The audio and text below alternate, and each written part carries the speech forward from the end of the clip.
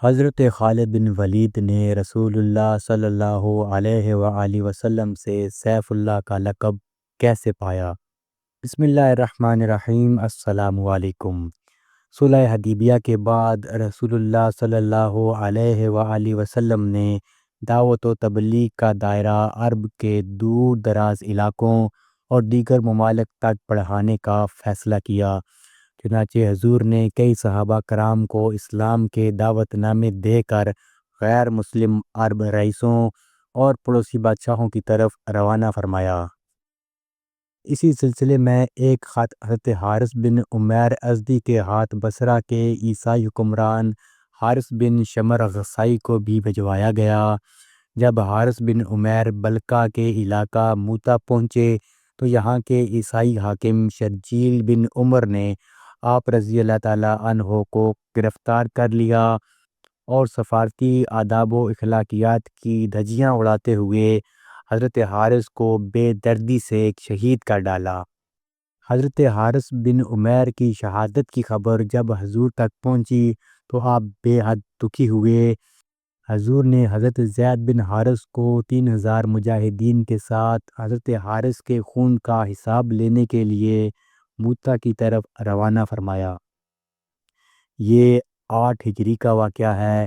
لشکر روانہ ہوتے ہوئے حضور نے ہدایت فرمائی کہ اگر دشمن سے لڑتے ہوئے زید شہید ہو جائیں تو لشکر اسلام حضرت جعفر بن ابی طالب کی زیر قیادت لڑے گا۔ اگر حضرت جعفر بھی اللہ کی راہ میں جہاد کرتے ہوئے جام شہادت نوش کر لیں تو اسلامی فوج کی قیادت حضرت عبداللہ بن رواحہ سنبھالیں گے۔ اگر وہ بھی خالق حقیقی سے جا ملیں تو مسلمان جسے چاہیں اپنا سالار لشکر چن لیں۔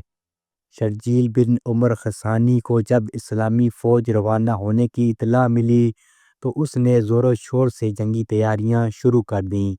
ساتھ ہی روم کے بادشاہ سے مدد طلب کی جو اتفاق سے ایک بڑے لشکر کے ساتھ اسی علاقے میں موجود تھا۔ شہنشاہ روم نے 1,00,000 فوجی شرجیل کی مدد کو بھیج دیے۔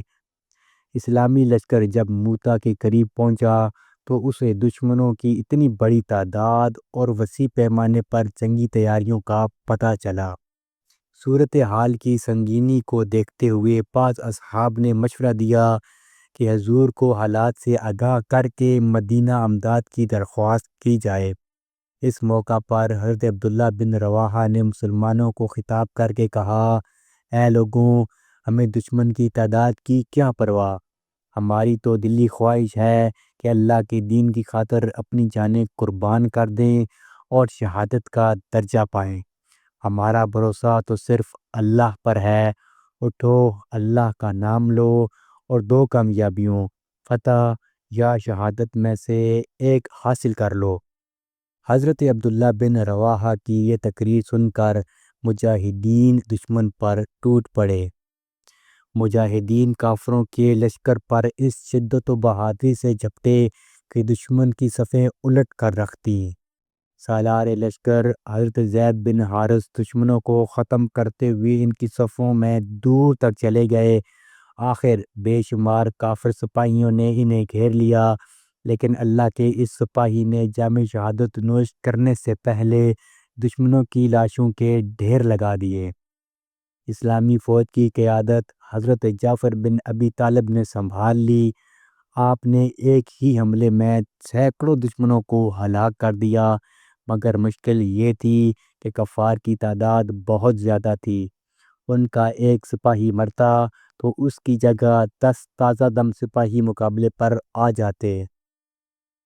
حضرت جعفر جرأت و بہادری کی نئی تاریخ رقم کر رہے تھے کہ ایک دشمن نے اچانک حملہ کر کے آپ کا دایاں بازو شہید کر دیا۔ آپ نے تلوار بائیں ہاتھ میں پکڑ لی اور اسی جوش و جذبے کے ساتھ لڑتے رہے۔ حضرت جعفر کو ایک بازو سے لڑتے دیکھ کر دشمنوں کی ہمت بڑھی۔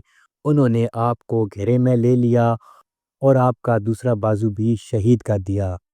پھر اس مرد مجاہد پر بیک وقت کئی وار ہوئے اور آپ کی آرزوئے شہادت بھی پوری ہو گئی۔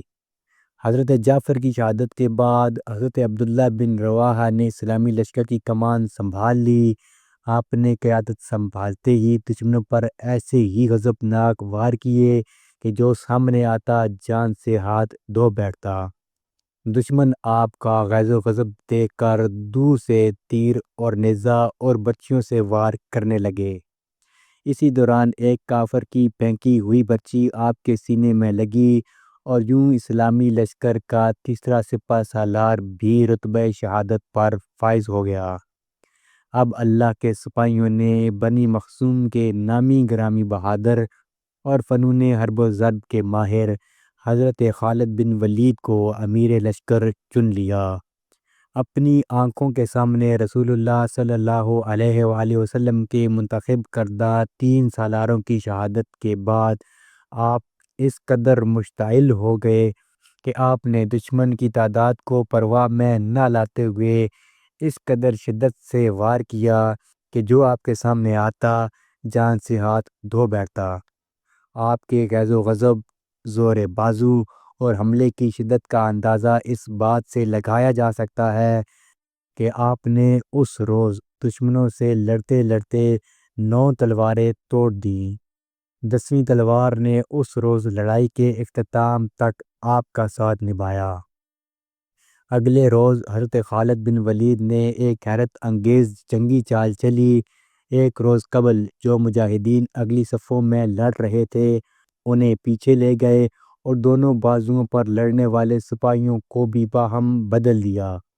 اس سے ایک فائدہ تو یہ ہوا کہ سامنے کے تازہ دم مجاہدین نے دشمنوں پر بڑا ہی زوردار حملہ کیا۔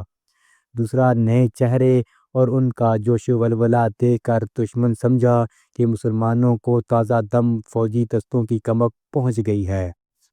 یہ سوچ کر رومیوں اور عیسائیوں کے چکے چھوٹ گئے۔ اسی دوران دائیں پہلو کے سالار قطبہ بن قتادہ داد شجاعت دیتے ہوئے دشمن کے قلب میں جا گھسے۔ دیکھتے ہی دیکھتے دشمن فوج کے سپہ سالار کو مار گرایا، جس سے دشمن کا رہا سہا حوصلہ بھی جاتا رہا اور وہ گھبرا کر پسپا ہو گئے۔ ادھر موتا کے مقام پر تاریخ عالم کی حیرت انگیز جنگ جاری تھی۔ ادھر مدینہ منورہ میں رسول اللہ چند اصحاب کے ساتھ مسجد نبوی میں تشریف فرما تھے۔ اللہ نے میدان جنگ کا نقشہ آپ کی آنکھوں کے سامنے کر دیا، جسے دیکھ کر آپ کی آنکھوں سے آنسو روا تھے اور میدان جنگ کا آنکھوں دیکھا حال آپ بیان فرما رہے تھے۔ اب جھنڈا زید نے سنبھال لیا، وہ شہید ہوئے۔ اب جھنڈا جعفر نے اٹھایا، وہ بھی اللہ کو پیارے ہو گئے۔ اب جھنڈا عبداللہ بن رواحہ نے تھاما اور انہوں نے بھی جان راہ اللہ میں قربان کر دی۔ آپ ایک لمحہ کو رکے اور پھر فرمایا، اب جھنڈا اٹھایا اللہ کی تلواروں میں سے ایک تلوار نے اور اس کو فتح حاصل ہوئی۔ اس کے بعد آپ نے اپنے ہاتھ اٹھائے اور اللہ کے حضور دعا فرمائی، اے اللہ، خالد تیری تلوار ہے، اسے ہمیشہ فاتح رکھنا۔ یہی وہ معرکہ حق و باطل ہے جس میں حضرت خالد نے اپنی بے مثال شجاعت، حیرت کن جنگی حکمت عملی اور قیامت خیز تلوار بازی کے باعث رسول اللہ صلی اللہ علیہ وآلہ وسلم سے سیف اللہ کا لقب پایا۔